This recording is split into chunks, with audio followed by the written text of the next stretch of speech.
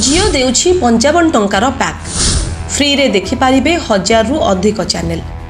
जियो तार smart TV users को पई नुआ टीवी प्रो पैक लॉन्च करिछि, जेउथरे यूजर्स को 55 टंकार 30 दिन वैलिडिटी ऑफर दिया जाउछि।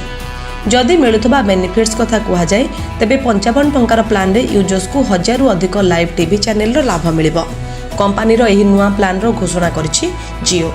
यूजर्स जियो मोबाइल ऐप माध्यम रे एही प्लान रो लाभ उठाई परिबे। जियो टीवी प्रो पैक रे यूजर्स को 55 टंकार 30 दिन वैलिडिटी ऑफर प्रदान करुछि। एही प्लान रे यूजर्स को अलग अलग एक्टिवेशन आवश्यक नहीं। जियो टीवी यूजर्स को एथिरे 16 रु अधिक भाषा रे 150 रु अधिक प्रीमियम चैनल रो लाभ मिलिबो।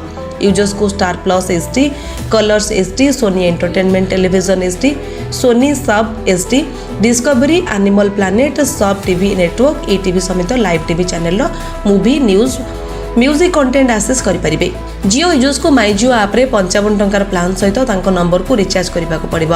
प्लान रिचार्ज हेबा परे जियो टीवी ऐप रे लॉगिन करी यूजर्स ए समस्त टीवी चैनल रो एक्सेस पाई परिबे। यूजर संपूर्ण गोटे मास पई सेमानकर फ्री चैनल गुडी को स्ट्रीम करि परिबे। एही रिचार्ज प्लान को केवल एंटरटेनमेंट पई आरंभ करिछि, जेउतरे यूजर्स को कॉलिंग, एसएमएस एवं मोबाइल डाटा भली सुविधा मिली परिबो नाही। एही प्लान रो लाभ जियो प्रीपेड एवं जियो पोस्टपेड यूजर्स को मिली परिबो।